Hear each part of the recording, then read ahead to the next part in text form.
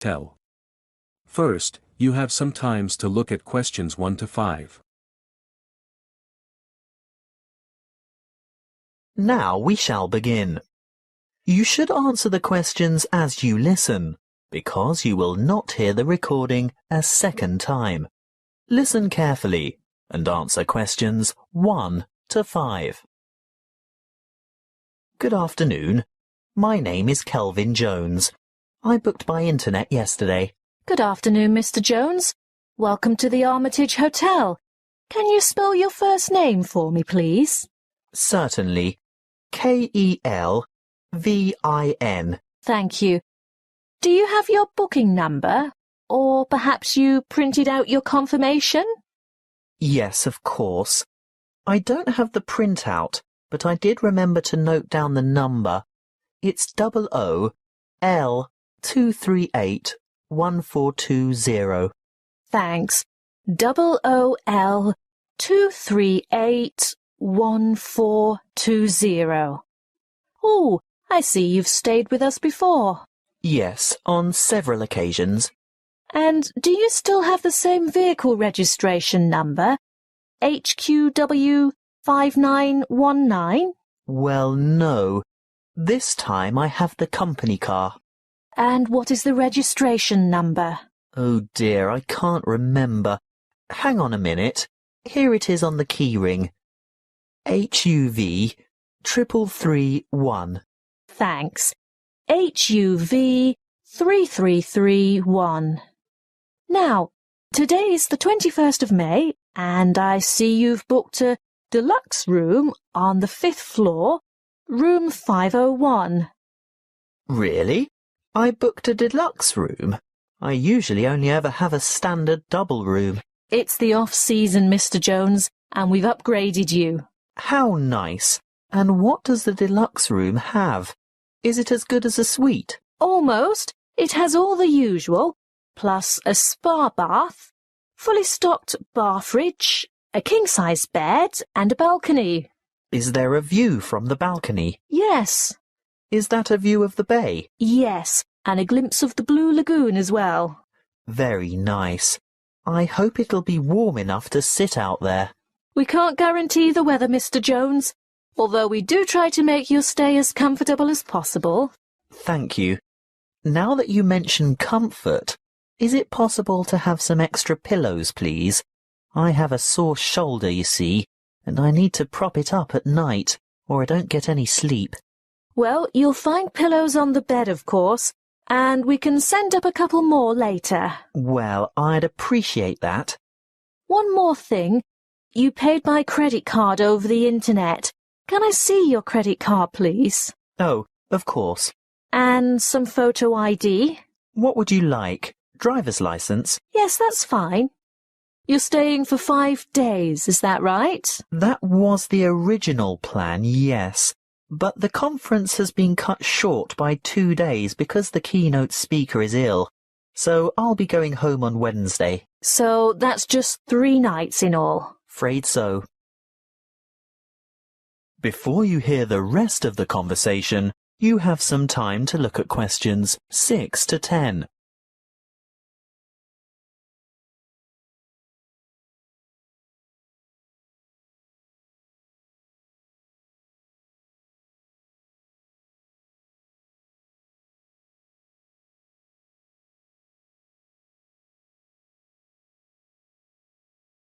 Now listen and answer questions 6 to 10. Is there anything else I can help you with? Actually, there is. The conference is in a building called Chancery Chambers, but I don't have any idea how to get there. Oh, that's the funny-shaped building on the corner of King and Richard Streets. It's quite straightforward, really, and only a few minutes' walk. Look, I'll show you on this map. Good. A map. I like to follow a map if possible. Right, well, step out the front entrance of the hotel and you're on Hobb Street. Head south on Hobb Street towards Gorse Lane and take the second on the left onto Vickers Street West. Go all the way down the hill past the Mexican Cafe on your left. the Rebel Hostel on your right and the big church on the corner of Allen Street. Oh, I think I know the one.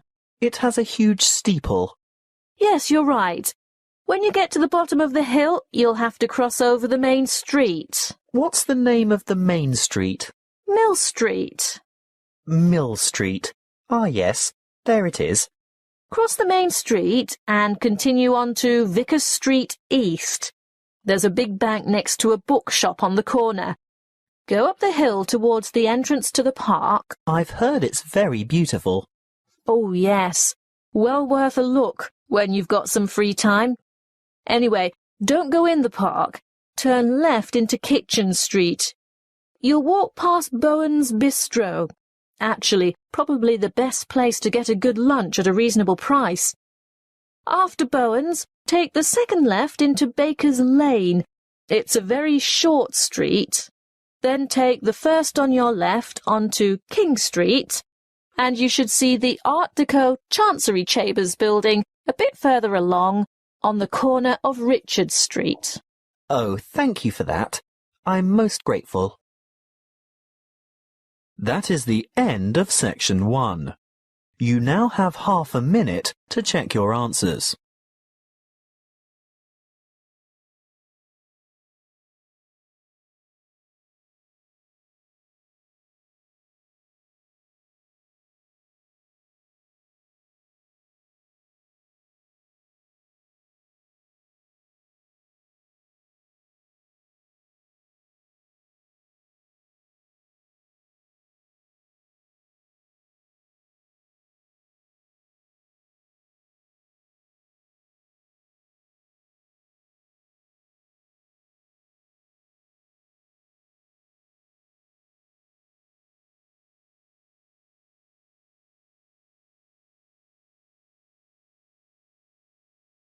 Now turn to section 2.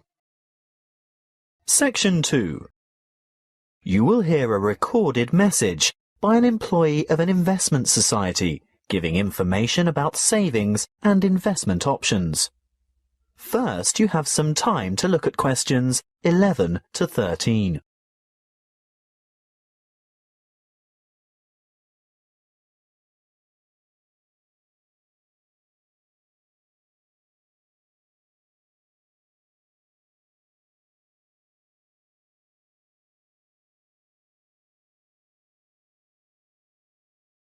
Listen carefully and answer questions 11 to 13.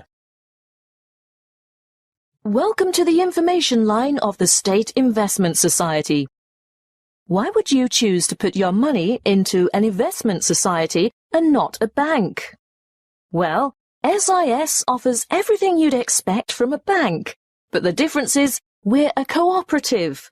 We're 100% owned by our customers, people like you, and that means we always put your best interests first.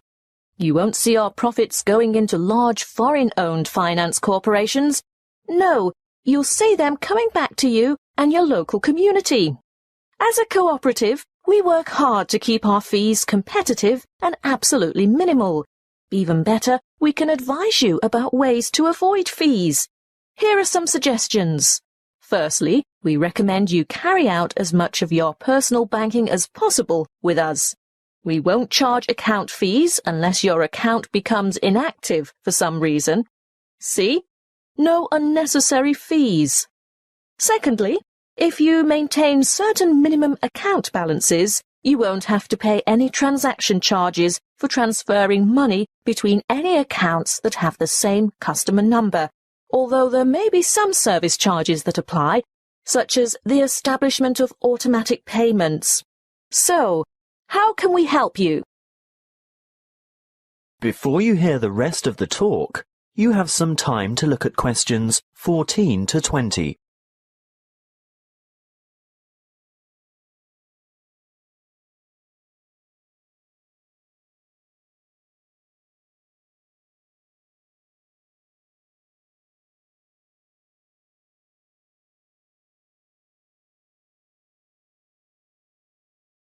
Now listen and answer questions 14 to 20. Let's look first at savings options. We can give you 3 options. Our internet account earns you interest from your very first dollar deposited. You don't have to maintain a minimum balance, and you earn a good interest rate from the start. Interest calculated daily and paid into your account monthly. You always have immediate access to your money by using the internet, text or telephone banking. What's more, there are no account or transaction fees. With our Stairs Savers scheme, the more you save, the higher interest you earn. Again, there's no minimum balance, but as your balance grows, you'll earn higher interest rates. There are 3 interest tiers, or steps, plus bonus interest. Interest is calculated daily and paid monthly. Now, what about access to your money? You are free to make as many withdrawals as you like, but if you restrict them to 1 a month, and your balance increases over that month, then you'll earn that bonus interest.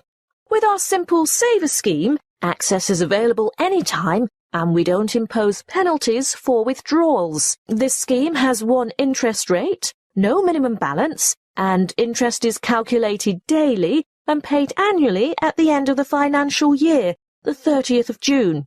So, you can see that savings accounts are ideal if you're starting from scratch. Do you know you can open a savings account with as little as $10? They're usually the best choice for short-term financial goals.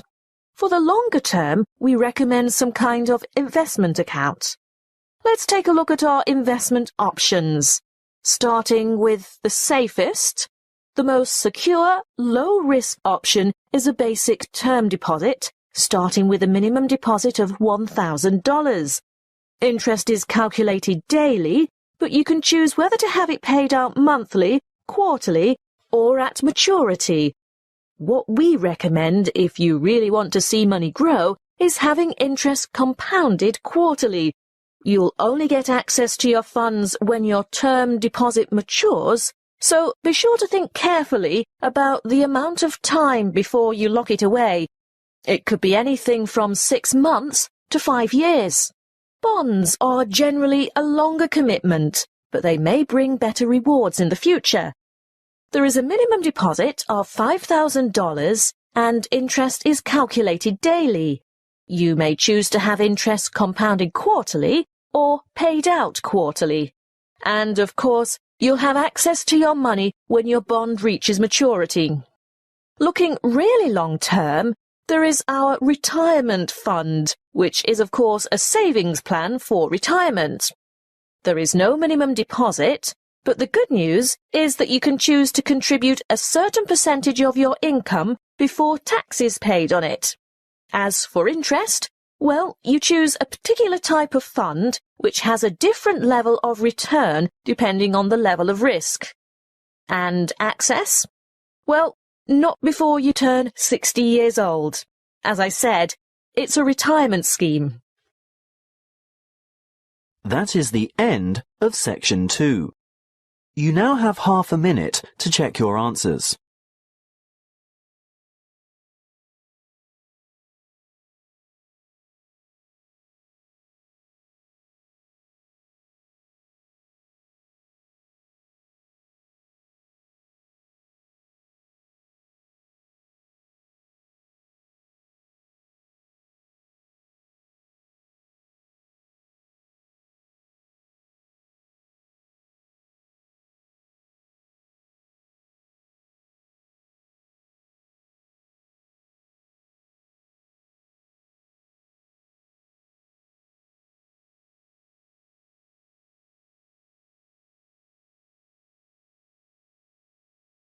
Now turn to section 3. Section 3. You will hear a conversation between 2 students and their professor, who is asking them to organize a panel discussion for an upcoming conference. First, you have some time to look at questions 21 to 23.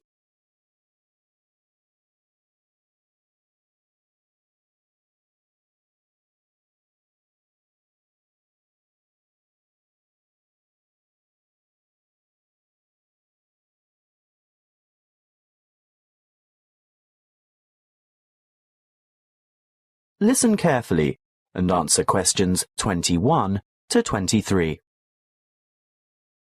Come in and sit down, Louise, Stuart.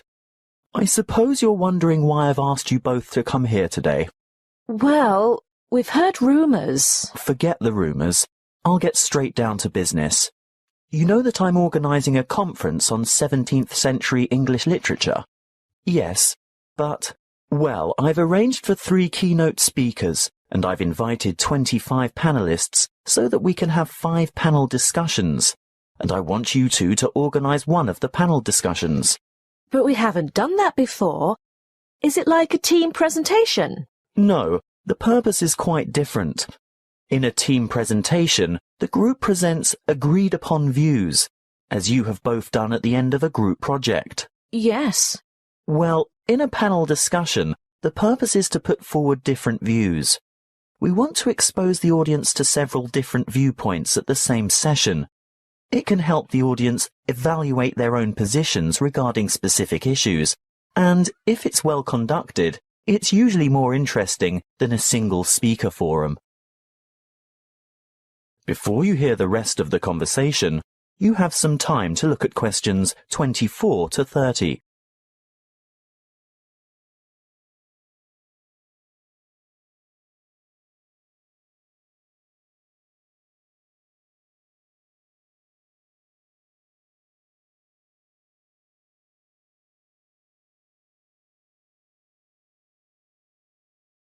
Now listen and answer questions 24 to 30.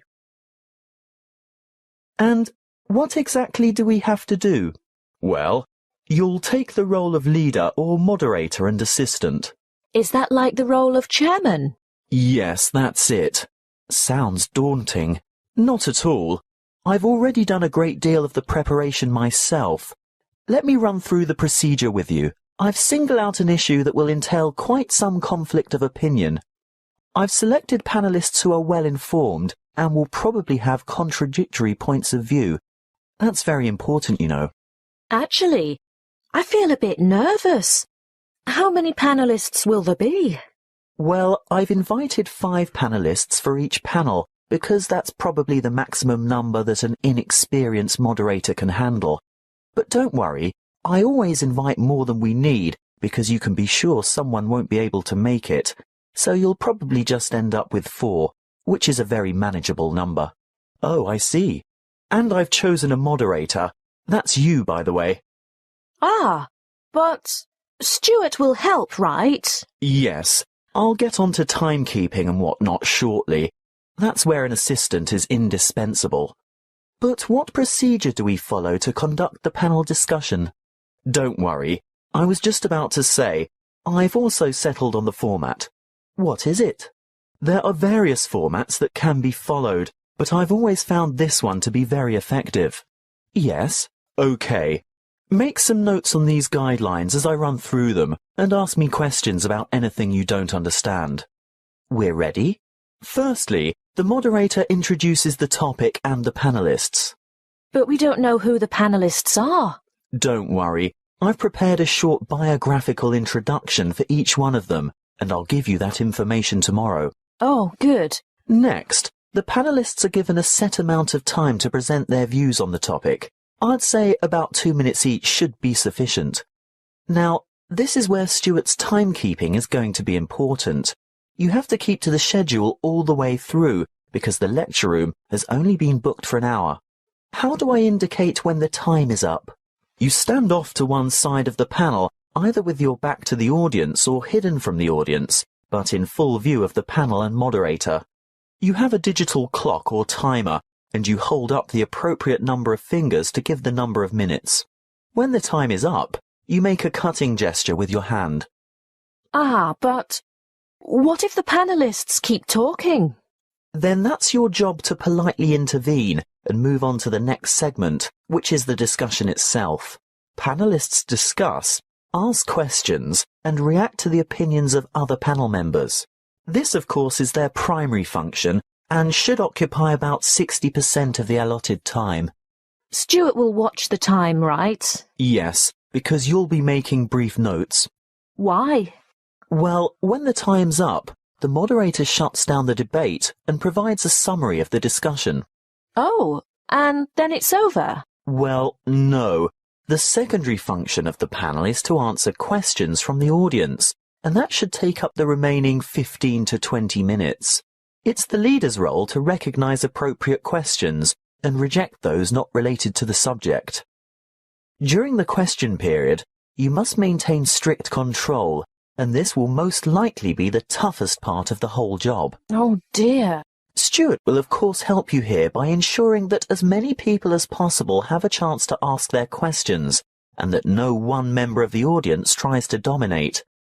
With about 5 minutes to go, he'll announce that there's time for only a couple more questions, then announce, "Last question." And then it's over? Not quite. You still have to acknowledge the involvement of the panelists and invite the audience to thank them with a round of applause. Should I clap too? Yes, you should both take part in the applause. That is the end of section 3. You now have half a minute to check your answers.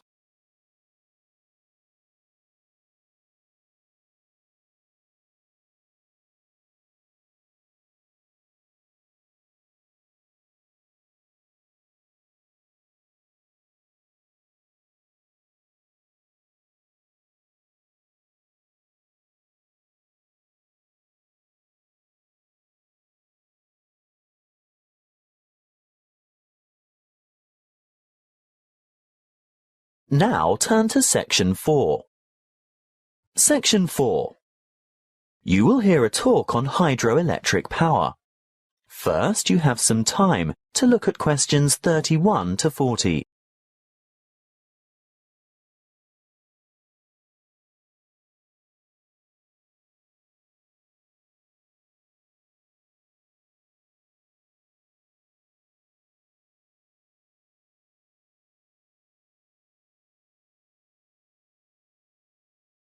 Listen carefully and answer questions 31 to 40.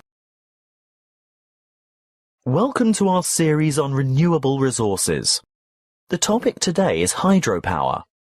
As you most probably know, hydro means water, so we are talking about using water to generate electricity. Of course, there are many ways to generate electricity, but hydropower is important to the community. Firstly and obviously because it's renewable. The Earth's hydrologic cycle of constant evaporation and transpiration provides a continual supply of water from rainfall and snowmelt. The second point to consider is its efficiency. Hydropower plants are able to convert approximately 90% of the energy from the falling water into electric energy, whereas many fossil-fueled plants lose more than half of the energy content of their fuel by way of waste heat and gases. For this reason, they are very efficient. Hydropower is also clean. It doesn't emit harmful gases that contribute to air pollution, acid rain, and global warming. No trucks, trains, or pipelines are needed to bring fuel to the site, and there's no noise pollution either. Furthermore, hydropower plant machinery is fairly simple and runs at slow speeds, which makes it reliable and durable. And hydropower units are flexible also. They have the ability to start quickly and adjust rapidly to changes in demand for electricity, thus enabling them to meet peak loads. But this also allows them to serve as reserve capacity and bring more stability to the power system overall. The dams that provide hydroelectric power also have other uses, such as navigation, flood damage reduction, water supply, recreation, irrigation, and low-flow augmentation, but it's not the purpose of this talk to go into those details. How do the hydropower plants work? Well, a dam is built across a river, which captures water to form a reservoir, and raises the water level to create head. Think of head as the vertical distance that the water falls as it passes through the dam. In other words, the difference in water level between the reservoir behind the dam and the river below. Water from the reservoir flows through an intake gate into a penstock. This is a kind of narrow channel which leads to the turbine below. The force of the water causes the turbine to rotate rapidly, which in turn drives the generator to spin and produce electricity. The electricity is carried the long distances from the powerhouse to substations on the outskirts of cities via power lines. Can you build a hydropower unit on any river? Well, no. Just having water in a river isn't enough. A good dam site must have enough stream flow as well as enough head. A fast-flowing river on the plains is probably not suitable because a dam couldn't be built high enough to provide the head needed for efficient production of electricity. On the other hand, dams in arid high country may have plenty of head but insufficient stream flow. The perfect spot for a hydropower plant is where the right combination of stream flow and head exists. What about the environment? Surely the construction of large dams has an environmental impact. Well, yes it does. Certainly dams and reservoirs are built to improve the lives of people living in towns, farming communities and cities. But there must be a balance between development and preserving the natural environment. Needless to say, the natural river environment is changed, which leads to changes in river ecology and aquatic habitat. Sometimes, for example, dissolved oxygen levels below dams get so low in summer that there is a negative impact on aquatic life. These levels can be improved, however, by using special aerating turbines and/or injecting oxygen directly into the stream flow. In order to protect and improve the habitat for endangered and other species of birds, fish and water life, there needs to be a thorough review of operating plans to see if a better balance can be achieved. Hydropower plant design and operation must not only meet the needs of consumers for electricity, but work hand in hand with agencies whose concern is for the fish and wildlife, water quality and water supply.